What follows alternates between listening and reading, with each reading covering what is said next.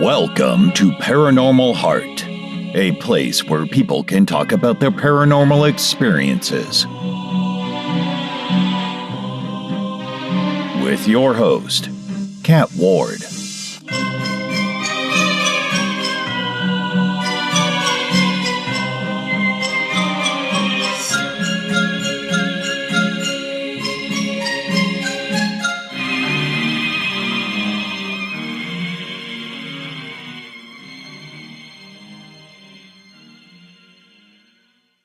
Welcome, my friends, to Paranormal Heart Podcast, a safe place to talk about your paranormal encounters. I'm your host, Kat Ward.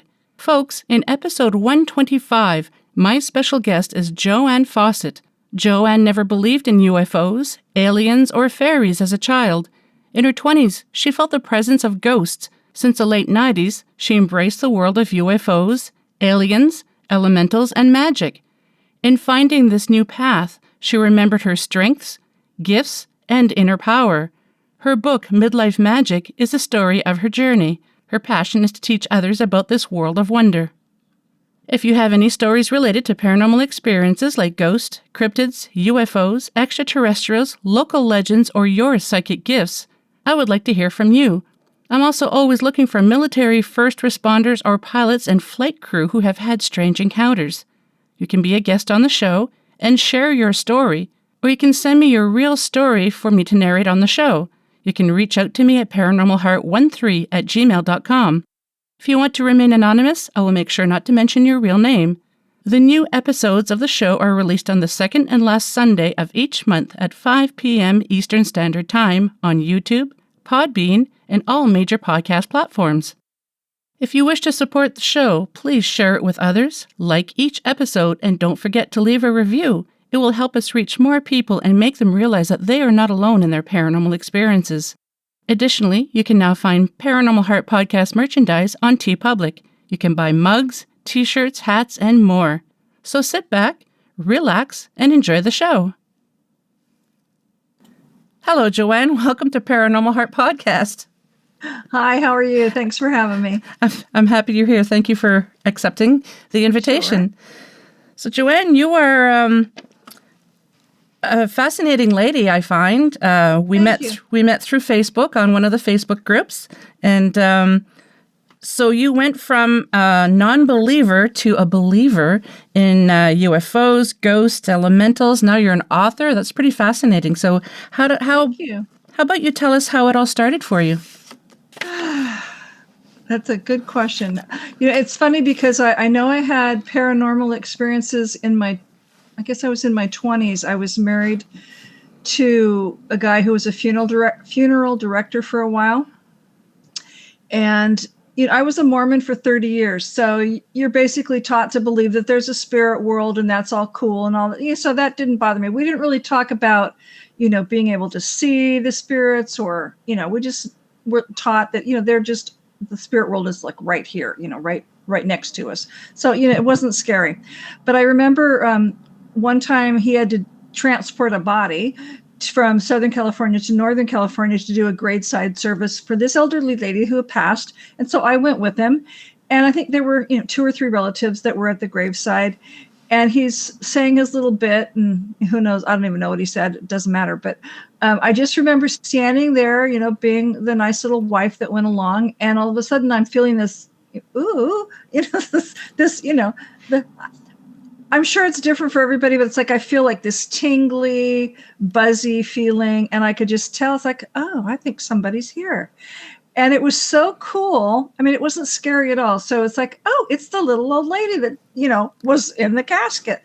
And it was just so cool to me that she would want to be there, see her family, sending her off. And, I think she was just glad to be there and be part of the little ceremony or whatever you want to call it, the service. And so that was just very pleasant for me. And then a year or so later, we moved to Ohio, and he was no longer a funeral director, but his sister's mother-in-law passed, and I had met her, a couple times and stuff. And so I was asked to sing at the funeral. So I was at the front of the chapel, where the speakers and stuff sit.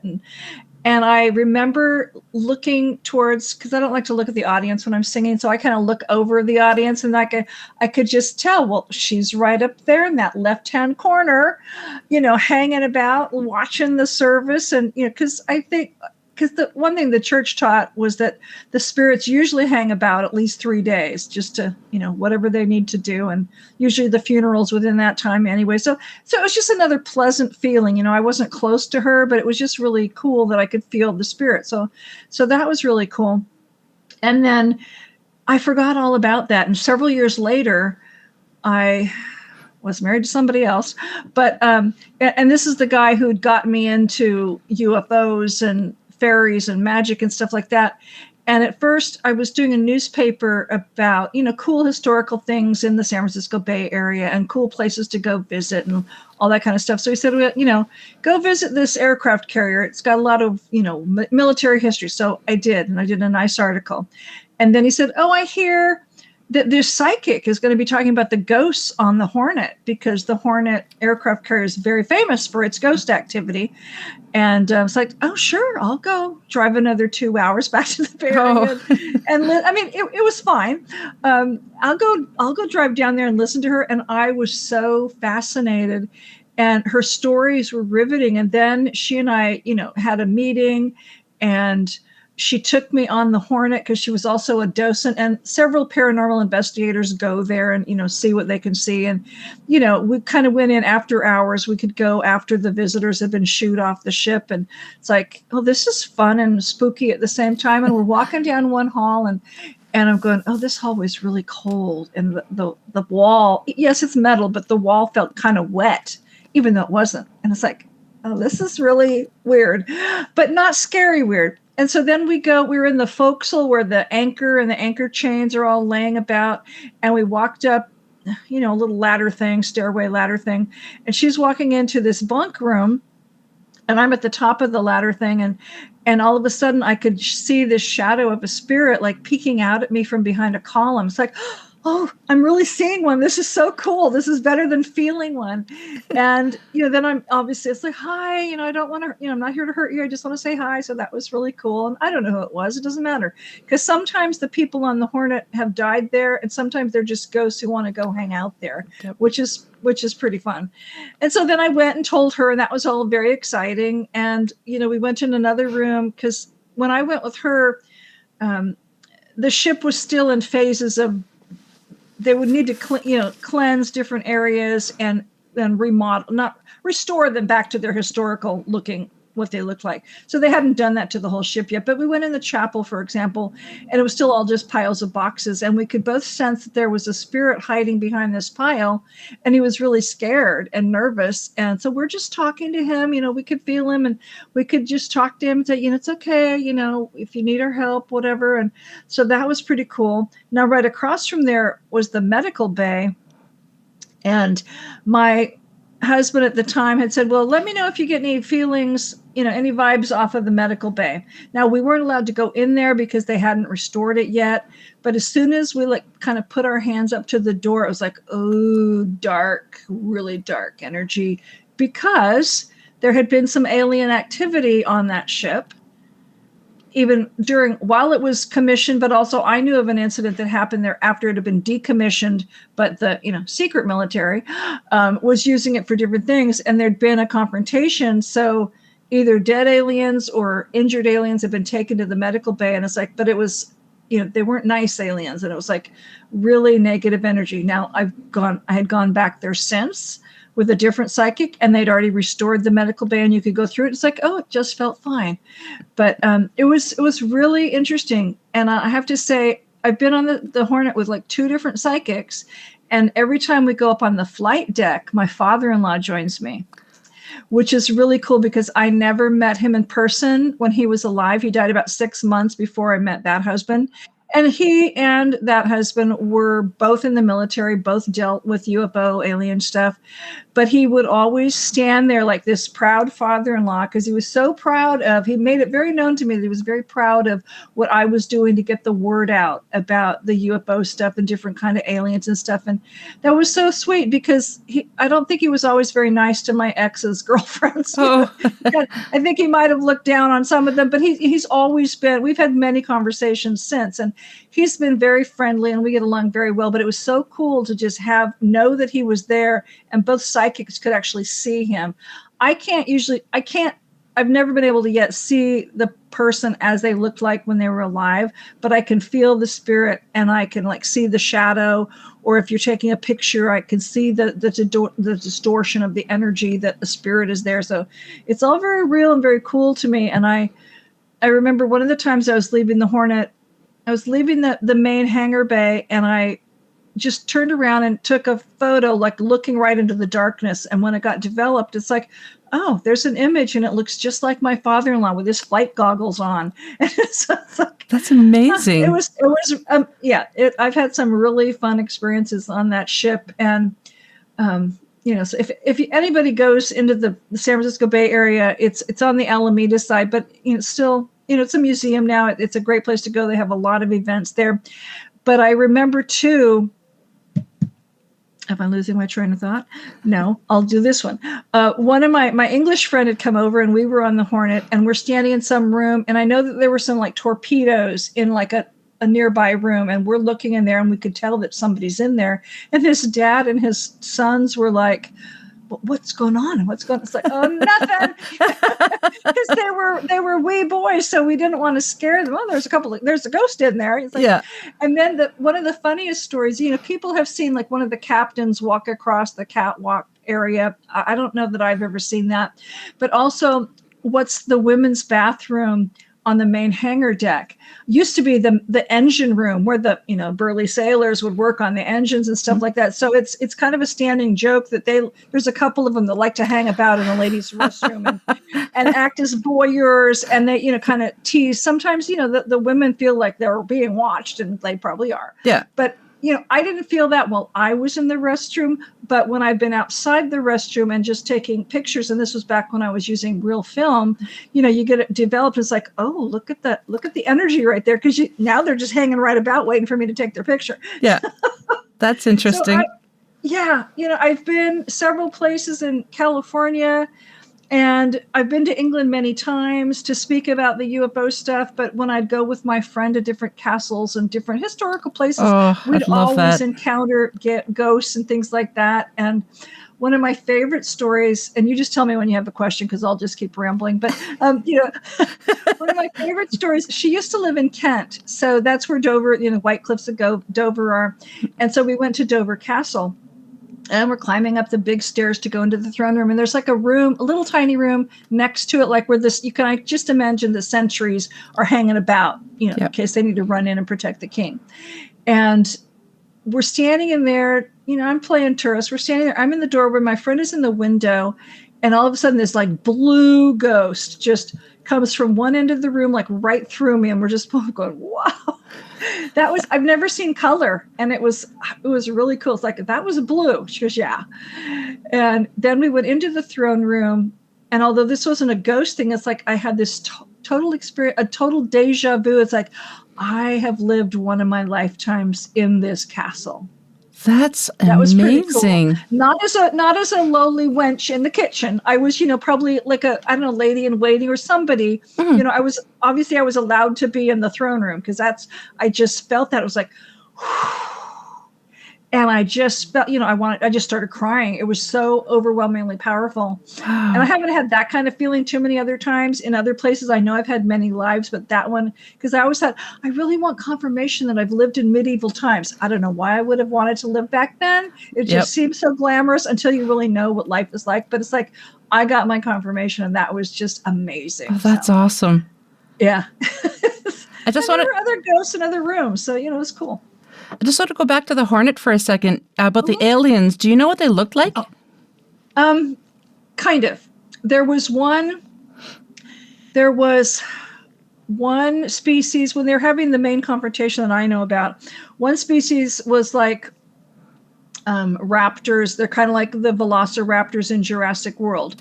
Now they had a little like portable, they had some kind of belt, they were wearing some kind of belt that they could push a button. It was like almost a portable vortex. So like a jump hole.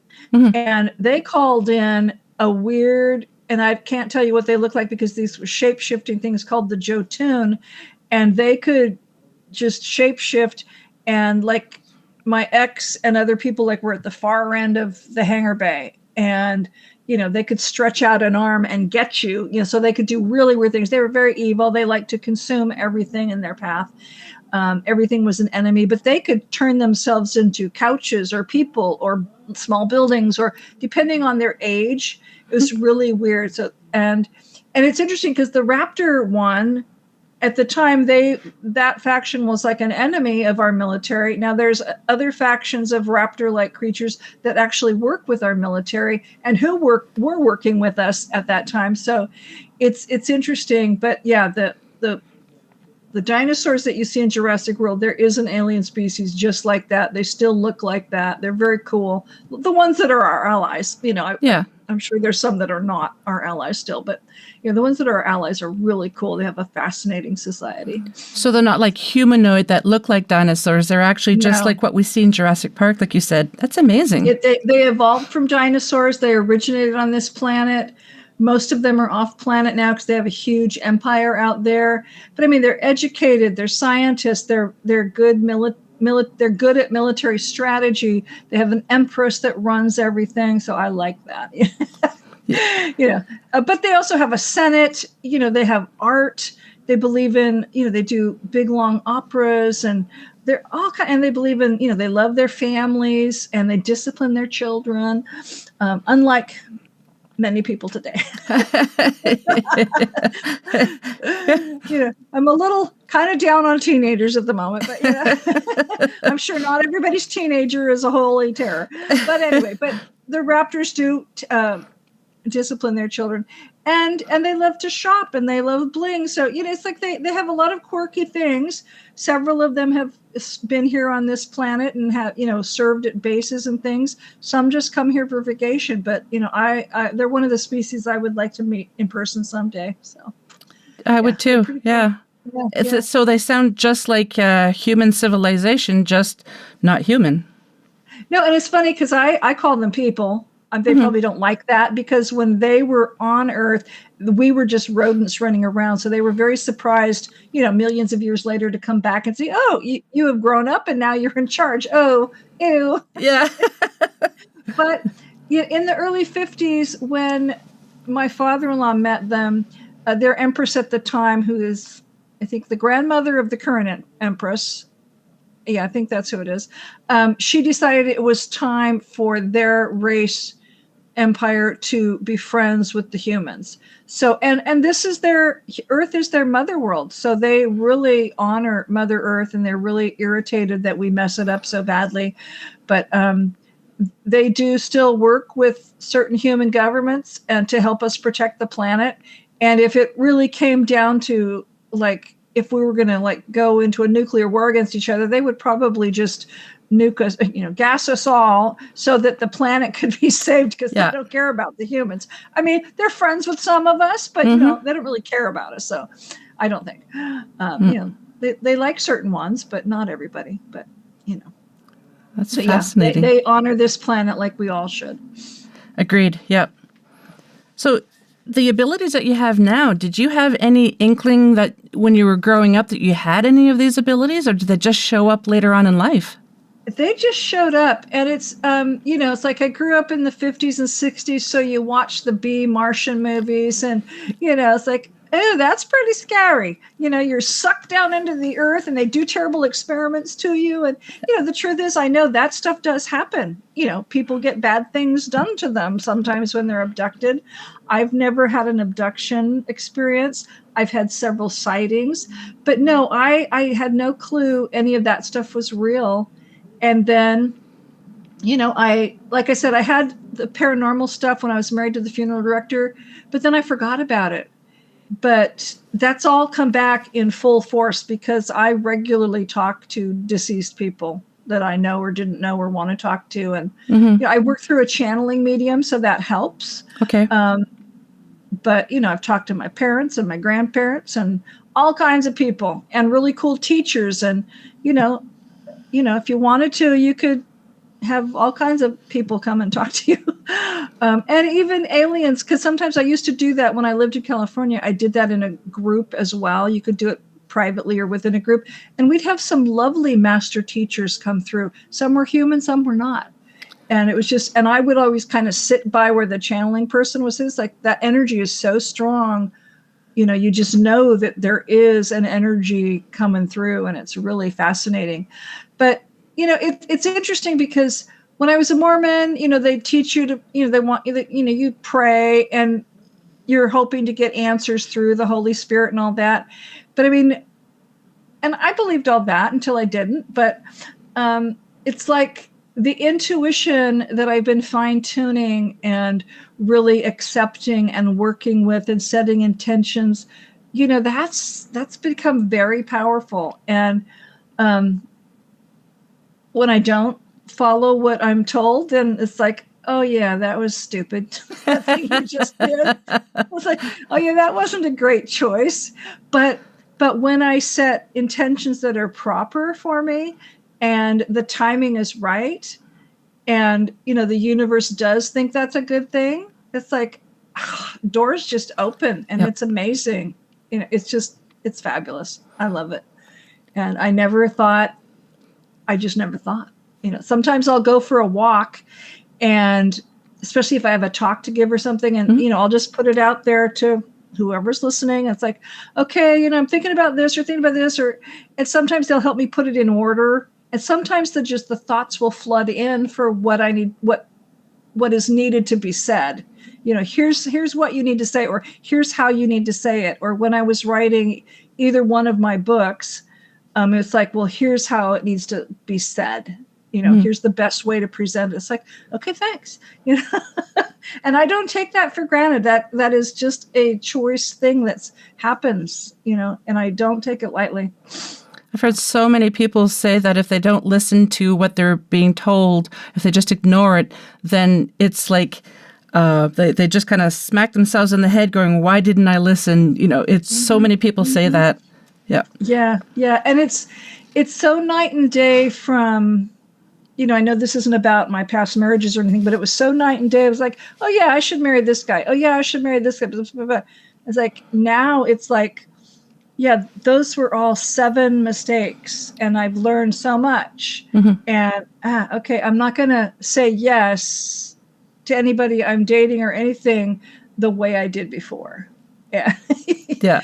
So I'm learning my lessons, and I'm learning new skills on how to deal with people and not be selfishly get what I want, but know what's better for me. Yeah.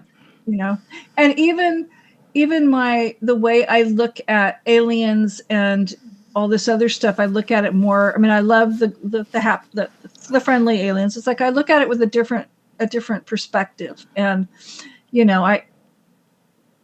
before COVID, I was speaking at several conferences, UFO conferences, and now I only spoke at one last year, and I'll speak at another one in the fall. And they're small, but for me, it's more of a spiritual context, which I love, because there are aliens that are very spiritual, and it just connects. I'm emphasizing how connected we all are. So anyway, yeah, it's kind of moving in a different direction. And the small conferences, when you have many small ones, it's just you're putting out all that information out. So even if you have many, many small ones, that's a good thing. Yeah, I don't mind the size of the audience. It doesn't make it, 500 doesn't make it for a better audience than 50. So yeah, they're usually, even those 50 are eager to learn something, so. And you probably get more of a connection with the audience if it's smaller too. Yeah, because you can, then you can go in the next room and they can talk to you one-on-one, maybe more, there's not as big of a crowd gathering around your booth as there might be. And I really like chatting with people and, just conversing before or after a talk, whatever, and just sharing all that. So. Like, and I know it's like the one I spoke at in October, this guy came up to me because my first book, where I do talk about my UFO experiences and the magic and all that stuff. I mean, I'm clearly dressed as a witch on the cover. It's like, I mean, that's supposed to be me, but it's like, he goes, well, so you're really a witch? I go, yeah. It's like, and he kind of let it go at that. And I was like, thank you. Because, I don't really need to prove myself to anybody. So yeah, exactly. Am I carrying my wand? No. Am I going to turn you into a frog? No. Maybe. That's not the kind of magic I practice. Yeah. But I do have some crystals here in my bag. Do you have a favorite crystal? I really like labradorite. Oh, yes. I really like it. Yeah. My daughter's favorite. Because sometimes you can see into it. There's a light that shines. Yep. But it's the earth and the ocean colors just draw me. So, yeah, that's one of my favorites. I find sometimes I can look at a piece of labradorite. I can never pronounce it. Yeah. Labradorite. I find if you look at it long enough, it's almost like you can see the swirling of the colors moving. At least maybe I'm just staring at it too long, but it's fascinating. I'm drawn to it. It's pretty cool. Yeah. Yeah. I'll have to try it because I can see, if you look at it, you can see there's spaces where it looks like there's light shining through it. So I love that. But I'll look, and the day that we're recording it, it's a full moon tonight. So it's like I'll spend some time with my labradorite. Yeah. And see if I can see the swirlies. So that's give that a try. Yeah, it's pretty neat. I'm gonna keep it out right here, so I'll remember to do that. Thank you for that suggestion. No problem. It's not all pieces, I find. My daughter and I go to a lot of gem shows here in Ontario, up here in Canada, and we have a few crystal shops here. And so labradorite obviously is one of the things that vendors sell, and it's not all the pieces, but some of the pieces I look at and I'm like, that's pretty fascinating. I do have a couple of different pieces, and I remember the first time I bought it, because when I would travel, I was such a good grandma, and I would always find a gift or two for each of the grandchildren. I don't travel as much, and I don't do that as much, but it's like, I think I did buy them each something from Alaska last year, but okay, the novelty of being the great grandma has worn off. But anyway, but I remember when one of the times I traveled, I bought a labradorite for my grandson because I would go into these different places, and especially if I was in a crystal shop, I was like, okay, which crystal does that child need? Yep. And then it's like, okay, that one is for him. And he loved it. I don't know if he still has it because that was quite a while ago, but it's like, each crystal has to, it has to call to me for each kid because, everybody needs something different at that moment. So exactly. But I remember that's when I was, this is really cool. Why didn't I buy that for myself? So you're in Ontario. Yep. What part? I'm about 2 hours away from Ottawa. Okay. My ancestors, when they came over from England, they settled in Toronto. Oh, okay. And for a while, I lived just across the lake. Yeah. The big lake over in Ashtabula and Geneva, Ohio. So it's like I could just wave to Ottawa. I mean, I could wave to Toronto. Yeah. I'm originally from New Brunswick. It's on the east coast of Canada. Yeah. But my husband's military, so that's why we're here. But nice. Yeah. Nice. Cool. Yeah. That'll be a whole nother discussion. I love the military. Yeah. Yeah, just wanted to briefly mention about finding the right crystal for the right person. I was buying a crystal. I was at one of our crystal shops here. It's called Brimstone and Belladonna. Yeah, it's a great shop. Great couple of ladies that run it. And I was buying a crystal for one of my friends, and I kept looking at this one. I can't remember which crystal it was a few years ago. I kept looking at this one going, why am I getting the feeling I should buy it? I don't want it. And I kept going back to it. I kept looking at it, and I'm like, you know what? I'm going to buy that for my other friend.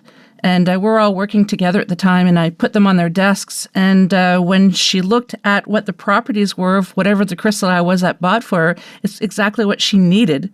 And I was like, okay, that makes more sense now. So, yeah. When I guess it was February, one of my witchy friends was launching a new book. She did a fabulous cookbook about the properties of different spices and things and how you could use them in spell work and stuff. It's like, this is interesting. It's a great cookbook. But she did a launch at it's a bookstore and a crystal shop. It's called Oliver's in Albany, Oregon. And it's like, I loved the store. It's like, oh, look at all these crystals. Oh, okay. Who needs that? Who needs that? Yeah. And I did buy a few. But it's like, and now they've even expanded, but it was just such a lovely place. And the crystals, just want to call to you. And it's like, yeah. So I'm glad I'm not the only one who does that and tries to hand pick the ones that somebody needs. Yep. So it was just funny how it worked out. I was there for one friend, and I wound up buying for two friends, and both of them were the properties that they needed. Like I said, I can't remember which crystals that it was that I bought them, but this one in particular kept screaming at me, that feeling, and I'm like, why? And it's like, okay, fine, I'll buy you. And at the time, I didn't exactly know why, and I thought, okay, I'm going to give this to my other friend, and yeah, it was just what she needed. It was pretty fascinating. It never blows me.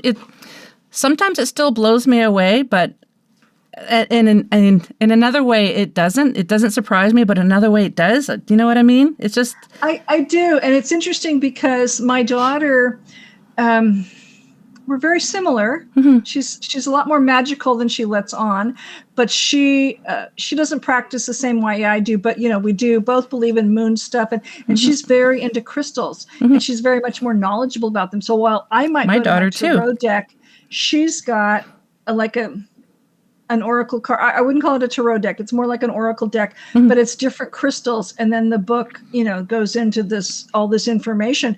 And I think she chooses one of those cards almost every day, and it's exactly what she needs. Oh, that's interesting. Yeah. I have a lot of crystals. She has way more than I do. Same with my daughter and I. I'm the one who introduced her to crystals, and now she went from buying a few at Brimstone and Belladonna. Then now every year there's this great big place in Bancroft, Ontario. It's called the Gemboree, GEM. Ooh. It's it's two huge buildings of vendors selling crystals, and we go every year. And she does. Her room is getting smaller and smaller. Like it's getting to the point now that she doesn't have. She'll look at something. She says, "Yeah, I already have that crystal. Oh, yeah, I already have that one. Oh, she needs to have the more rare ones now. But she is very knowledgeable, just like your daughter, a lot more so than I am." Well, and even I used to go to an acupuncturist in California, and she was using the tiniest needles on me, but sometimes that was getting even too much. And so she learned how to use different crystals instead of acupuncture needles. Really? And that was so soothing to me. That did every bit or just as more good than the needles did, just because it didn't hurt. She would lay it, she would decide what, was needed, or maybe I would pick out crystals. Mm-hmm. Even though I didn't know why I was picking out specific ones. And then she'd put them where I needed a needle. And it's like, oh, this is cool. This is really cool. Can I take you with you? Take you with me when I move to Oregon? No, she had a husband, or she has a husband. So she didn't. Anyway, but that was really cool. So the crystals are very healing and soothing and have so many wonderful qualities. It's amazing. Yeah, and it's just so funny how you seem to be naturally drawn to the ones that you actually need at that moment. Yeah, yeah. Oh, I like that. So very cool. Do you? Is there anybody else in your family who has abilities like yours? Not that they'll admit, but what's interesting is that I'm working on a third book, and I'm interviewing my deceased mom and different grandmas through her lineage, and partly to talk about, because I didn't know much about their growing up, but it's like get their family, what life was like back into the 1800s, and also what was it like to be a woman, and very female empowerment stuff, and like what messages do you have going forward. But also I am finding that there is some magical stuff streaming through the families, but they never talked about it, because I know I've interviewed somebody who was probably on my mom's dad's side of the family, my mom's paternal on her mom's side, but it was like through one of the men. Okay. Like a grandpa on her mom's side of the family. But I have met one of my great grandmothers who was, part of that line. And it's like, okay, there are witches back in Germany. This is good. And, some of the things my mom has told me was like, well, yeah, we had like a coming of age ritual that, the women in my family did, like when the girl had her first period. It's like, what? you never told me. You didn't do it with me. And even, I just barely talked to my great grandma the other day, and it was like, so here's the premise of the book, Grandma. We're going to talk about women's empowerment. And she goes, oh, that's really cool, because it was kind of a well-kept secret when I was young. It's like, oh, okay. I have badass women going all the way back. Yes, you do. So, I had this feeling that it wasn't just me, but it's nothing that they would ever talk about. And I'm starting to cry. I had a psychic reading a couple years ago from one of my friends, and she's always so spot on. And she goes, your ancestors need you to write their story and need you to write. They have messages to get out, and they need it to do through you. And it's like, oh. So I wrote, the first 2 books, and now it's time for this one. And it's like, I'm getting all excited about it. So that's amazing. Because it's kind of my journey kind of come full circle. Mm-hmm. It's like I got all these crappy marriages, and now I'm doing really well and thriving. And as part of the showing that I'm thriving, now I can talk to my grandmas, and we're finding that all these cool things, and I'm learning family history that nobody ever talked about. Not that it was terrible, just that they just never talked. Yeah. It's like, why can't you talk about that? Why didn't you? Just silly. I mean, not silly, but they just didn't. So it's fascinating and empowering for me to be able to talk to them and get their messages out, whatever it's going to be. Because it's like, okay, I have 2 granddaughters. My grandson's got a girl. It's like, there's things that your generation needs to hear. Mm-hmm. Not that you're doing anything necessarily wrong, but, you need to hear what grandmas want to tell you so that you can, really be the best that you can be. So there was a reason back in the day that families would tell stories to the kids, and it was passed down from generation to generation. And that's just something that doesn't happen anymore. No. And it's like to hear my mom say, oh, yeah, we had this little tradition, and Grandma drove, even though she didn't like to drive. It's like she drove me out to, the woods or something, and we did our thing. It's like, huh. Yeah. You never told me, and you didn't do that with me. Darn. And why didn't you pick it up? It's interesting too that I find a lot of people, when they say they have abilities and they think that they're the only ones in the family, and then they start digging a little deeper, and then they find no, it's been going on for generations. It's just so fascinating. Yeah, and again now, my daughter starts saying stuff like, I think she's got a gift with spirits as well. How old is she? And she's just turned 47. Oh, okay. She's older. Yeah. And it's like, gosh, you've never talked about that before. You're just as witchy as Mom. Well, yeah. But she doesn't talk about it. I mean, I'm full blown. I'll tell anybody who will listen to me.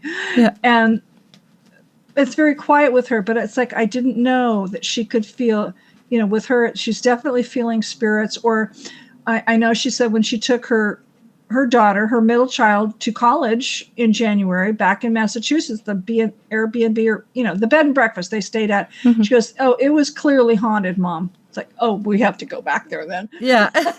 We have to go check this out.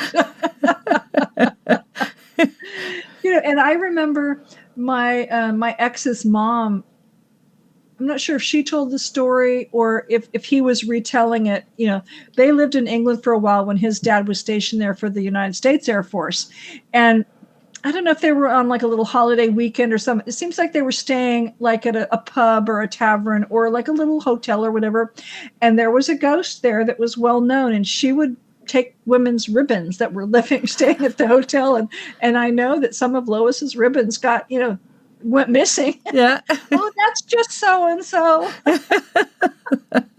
There's some very cool, fun little stories. And I remember one of the times I was in England, sorry, my nose is running, but one of the times I was in England, we were in Blickling Hall where Anne Boleyn was born. Oh. I don't know that she ever lived there, but she was born there.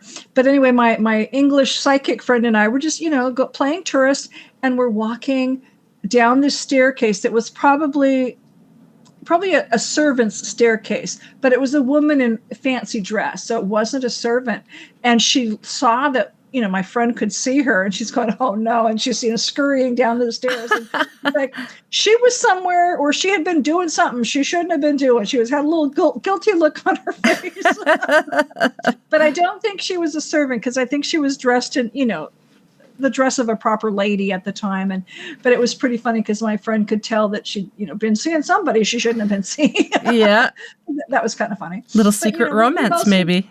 Yeah. We've also run into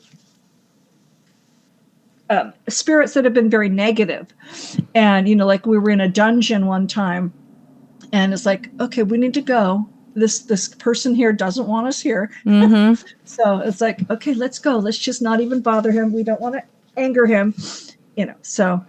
And even on the Hornet, on the same friend, when she came to visit, we'd gone through the medical bay, which was fine. And then we're in some other hallway, and somebody needed to talk to her. And he was so angry that he'd been killed by some alien on that ship.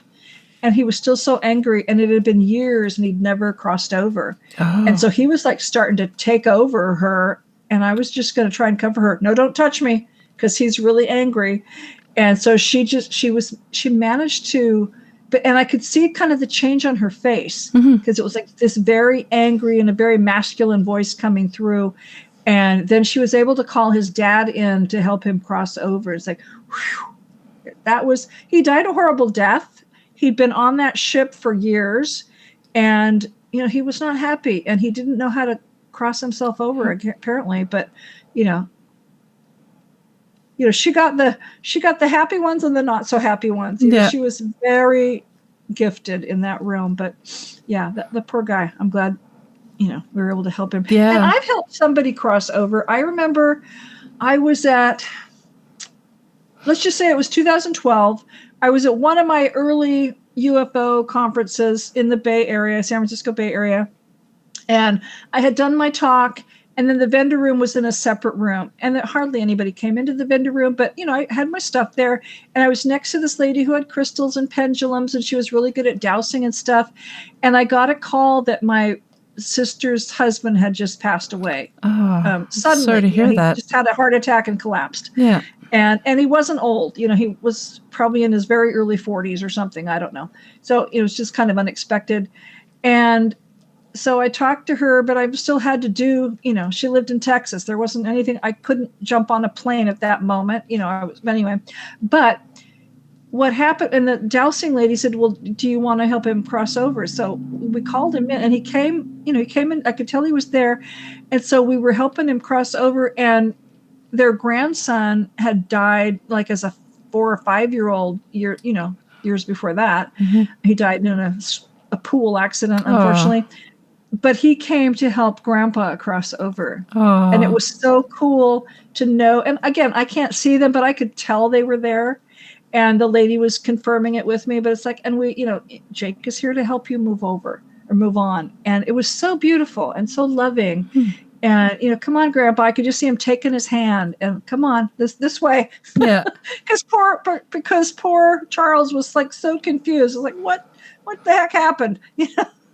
And because, sometimes you go suddenly and you don't know what happens, and you don't know what to expect. So it can be confusing. I can only imagine.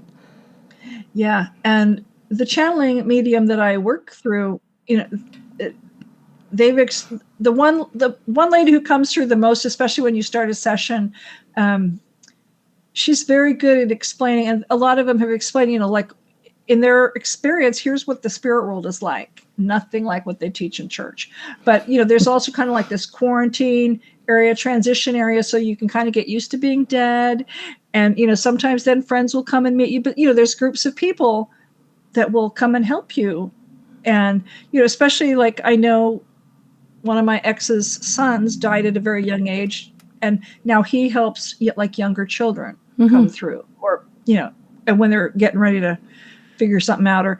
And my father-in-law, he will often help veterans as they've passed and stuff. So, if you want a job, you can have one, but you're still busy, and you don't have to be. But if you want to be, there's still ways to serve. But what I hear of the spirit world is so lovely and so different than, they didn't teach bad things about it when I was in church. It was just different. So, which is nice. I like the way I hear about it now.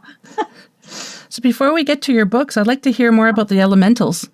Oh, okay. Another one of my favorite topics. Elementals, for me, is like the umbrella term for the fairy realm, because there's fairies, there's brownies, there's sprites, there's gnomes, there's trolls, there's so many kinds, just like there's different kinds of insects and people and all that stuff.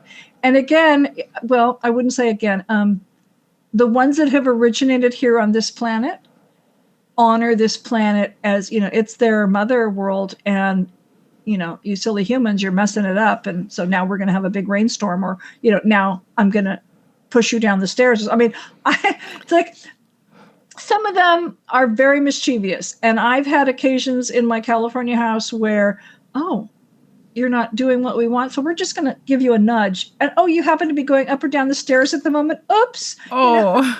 Or, your keys are missing. Huh. Oh, too bad. Or you can't find that paper. Oh, too bad. And they would laugh. And again, I could see them out of the corner of my eye. So that was pretty funny. And a couple times I saw them in their corporeal form, because they're energy beings, and you don't usually get to see them in their corporeal form, but I've happened to see them a couple times. So that's really cool. They wanted to talk to me, but I could never quite hear them. But I could see the shadows a lot of times. And when I'd look at my security camera, I could see them flying about the yard as energy beings. And one of them was changing either into or out of being a physical thing. And it's like, so I ran upstairs to go look. It's like, oops, nope, here we're gone now. But again, they love this planet. What I've also learned is there's elementals that live other places in our universe, and often other species have their own elementals with them. And so sometimes when you have conferences where humans and aliens come together, the elementals will help translate for one or the other. Oh, that's interesting. So they're really cool. So, I've learned to honor them. I have beds for them, little rooms for them, little houses for them. I'll put treats for them. They will get treats tonight for the full moon. I used to do them a lot more than I do now, but it's definitely full and new moon. They get treats, or holidays. They're big on holidays. They like treats. They love sweets. But, I found that, okay, well, that piece of paper's missing. Now that you've laughed at me long enough, and I will just ask and be nice. I really need that piece of paper. And then, oh, look, a little corner of it is sticking out of the pile of paper that I've just looked at 5 times. Yeah. And all of a sudden it's there. It's like, well, this is pretty cool. This is really cool. And I've seen them when I was in England.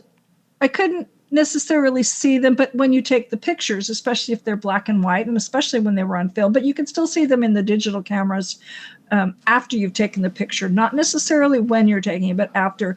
And the little balls of energy will just show up. Oh, look, they're running down the hall ahead of me, so I better go that way. Yeah. Or, oh, look, they're flying about the conference that we're all at and having fun at. They love those conferences. And so it's, I've learned to honor them and treat them like they're a member of the family.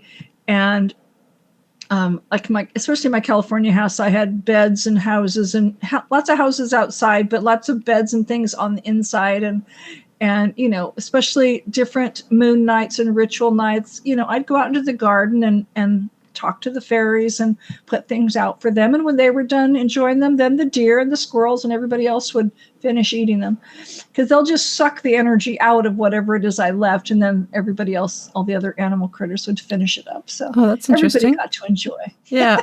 Wow.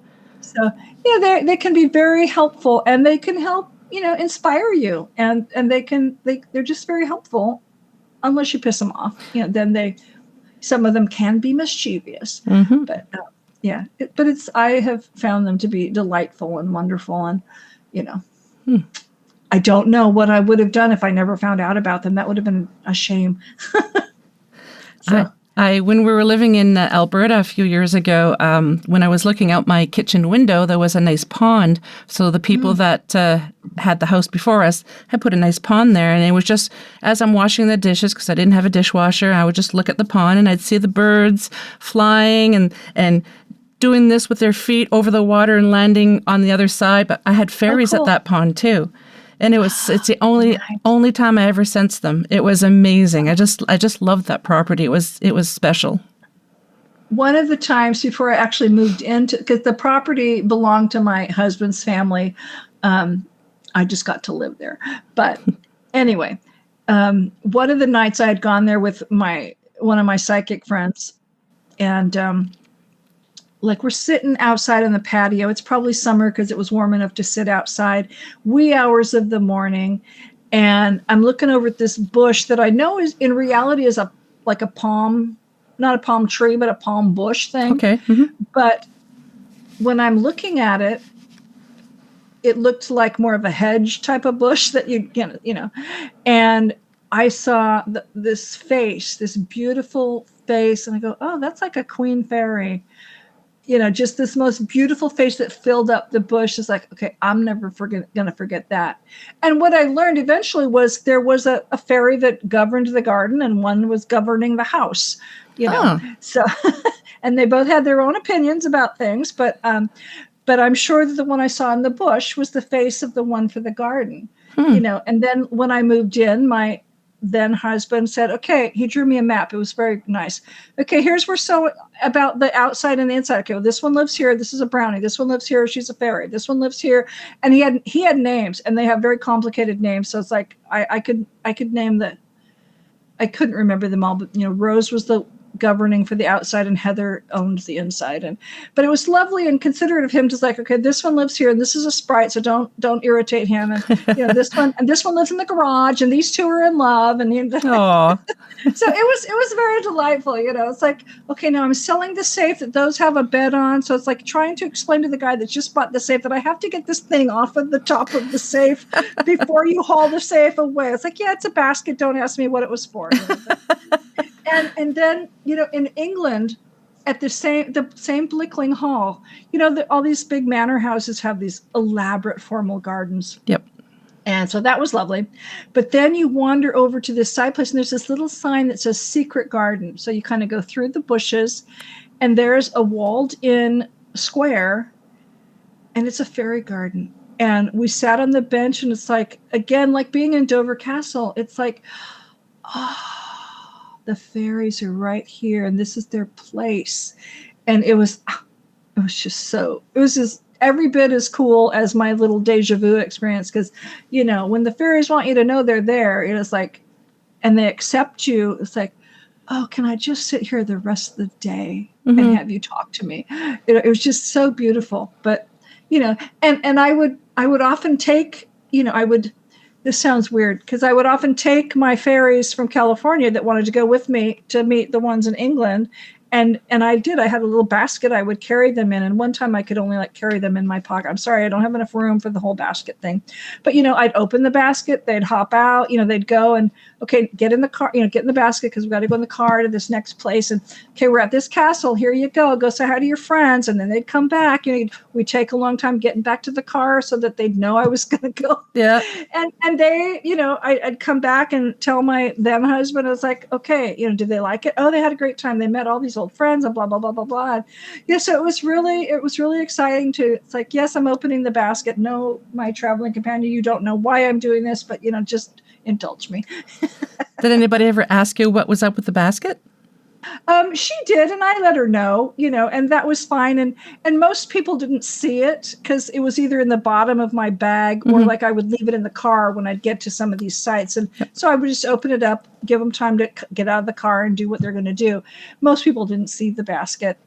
Now, because the first time I went, I took somebody with me that I knew in California. The other times I met up with other English friends that I had.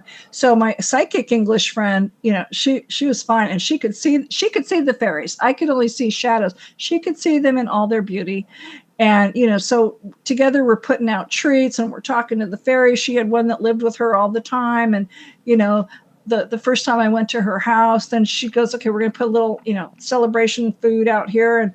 And then her tree just lit up because there's all these fairies or elementals coming for a party because Jo Ann's come to visit. And it was so exciting. And, it was just, And it's fun to have friends that you can talk to about that and experience these things together. Because we'd go in a forest and, she could, okay, there's some right there. And there's something, she could see them right off and I could feel it again, but she could actually see it. And it's like, so delightful to be with somebody who believes with you on those levels.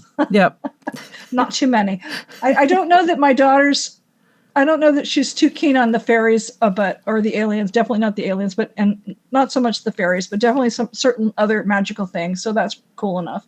But I do have other friends who are big on fairies, like I am. Nice. What do you give them for offerings or for treats or whatever? Usually sweets, cookies, breads, different things. I used to give them some alcohol every now and then. They like mead and they like wine, and at one time, my ex had given me this elaborate thing. So it was almost like you were putting a treat out every night, and on this one, it's, like Easter or Lent, and you've got to do, they just want water and bread. It's like, and so, but I would put out like sometimes sunflower seeds, sometimes nuts, sometimes chocolate. They're big on chocolate. But now it's kind of like whatever I have around that I've bought for myself, they're going to get some because I'm happy to share. Yeah. Nice. So but when I lived in California, because there were so many and it was, I had several places around the property I need to put things. It's like, I'm sure the grocer probably wondered why I was buying bags of peanuts every week. But the squirrels liked them too. Yeah. Come on.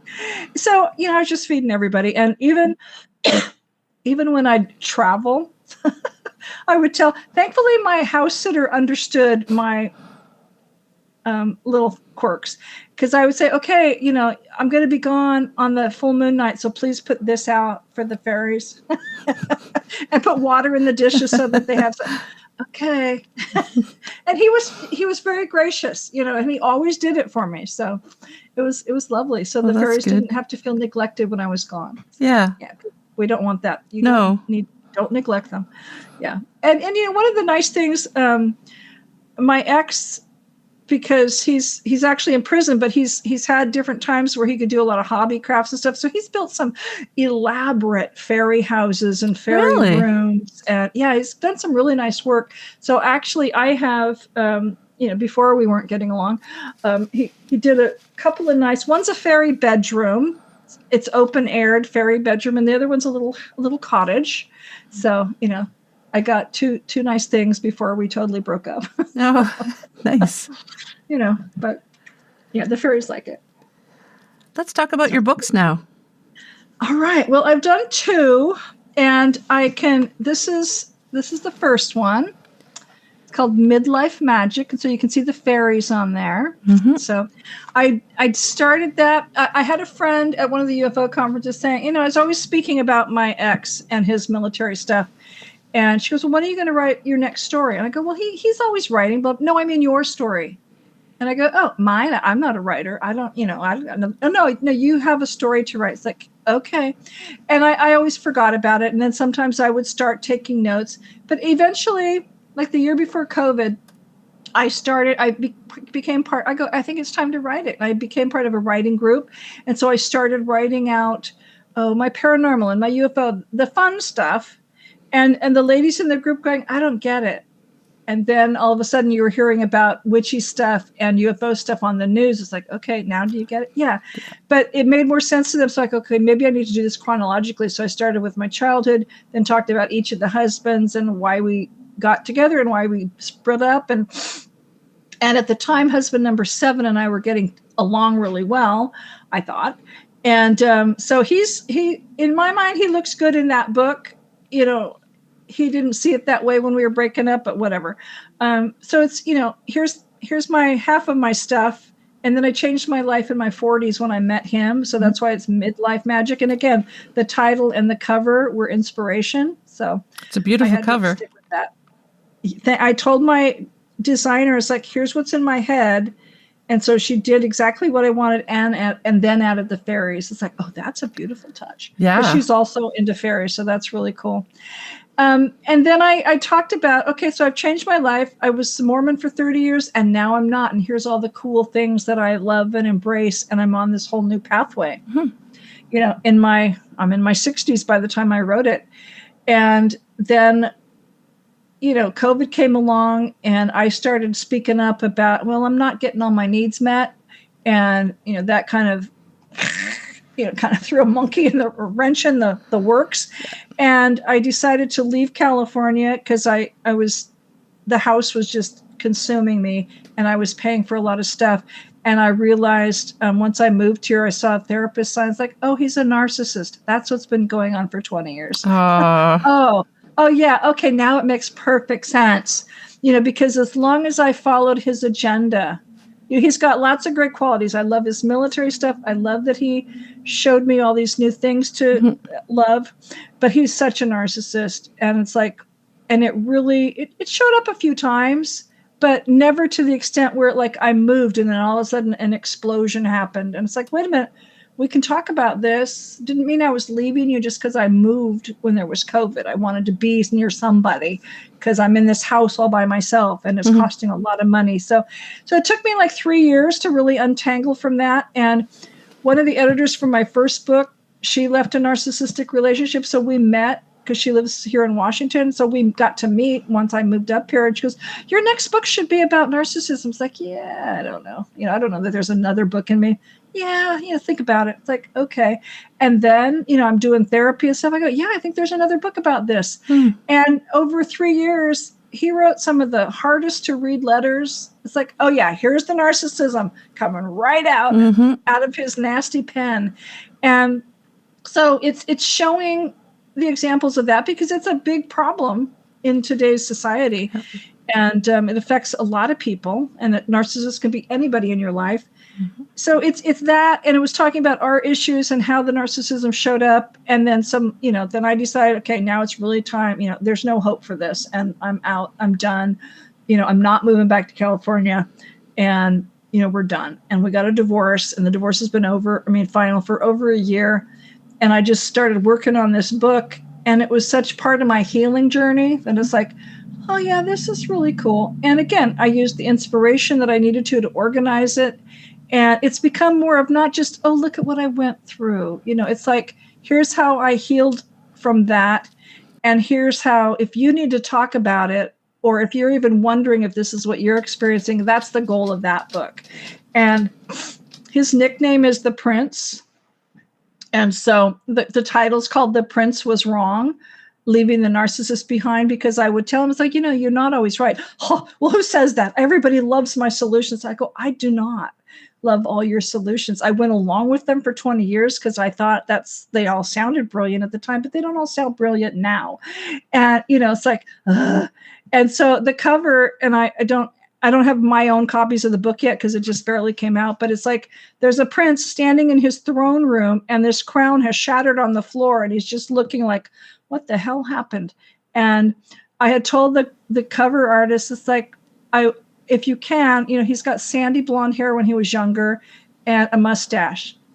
The image of the cover looks just like him. Oh, wow.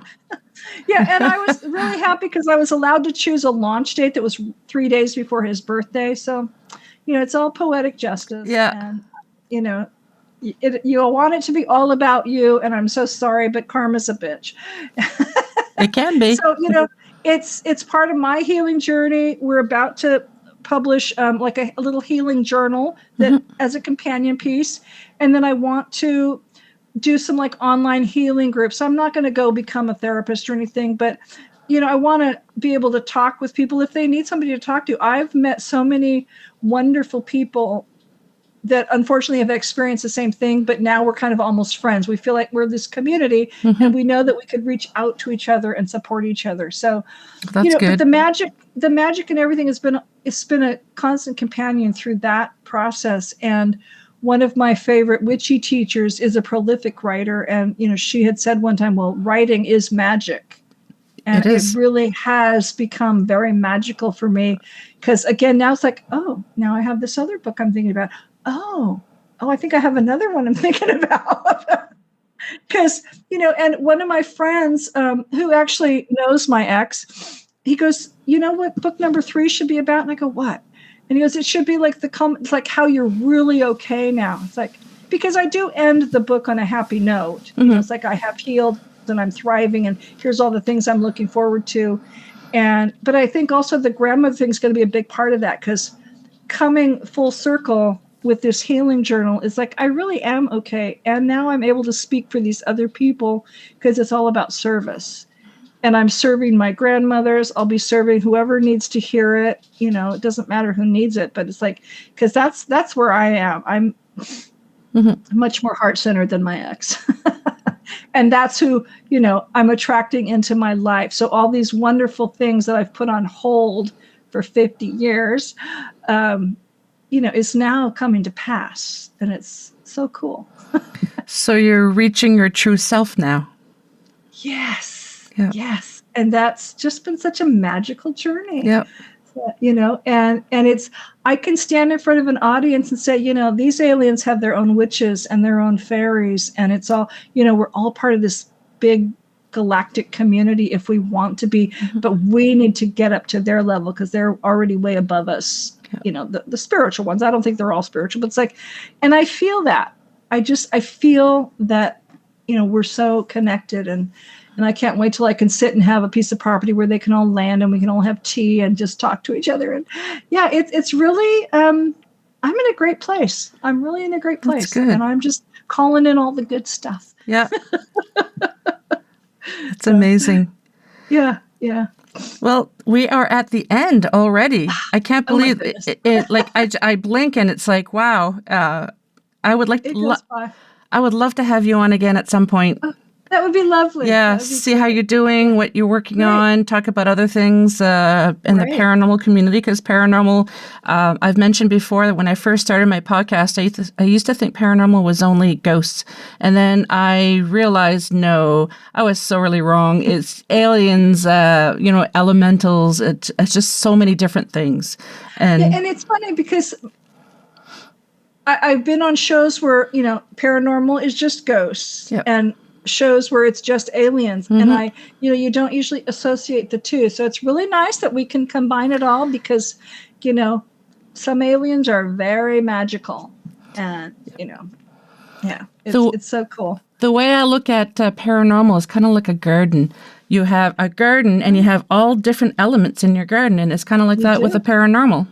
You're right. You're right. Well, it's very cool. Yeah.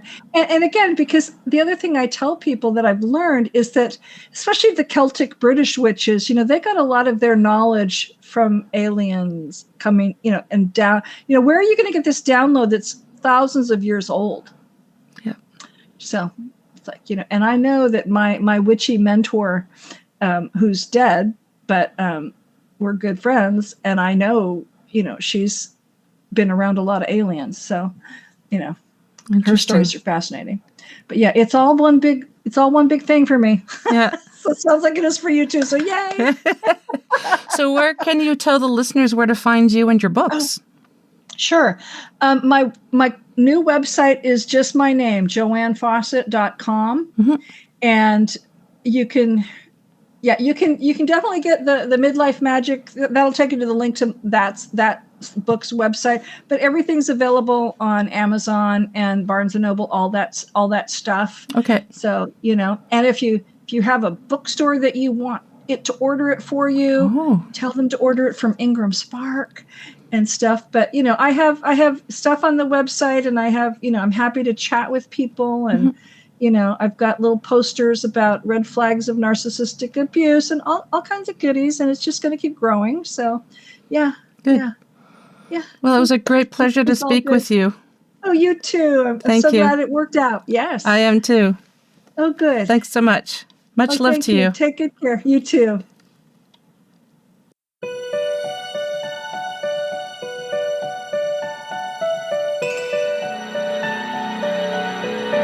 Well, we've made it to the end of another episode. Thanks so much for listening. Until next time, take care of each other. And if you'd like to be on the show or have questions and comments, just drop me an email, paranormalheart13@gmail.com. I'd love to hear from you.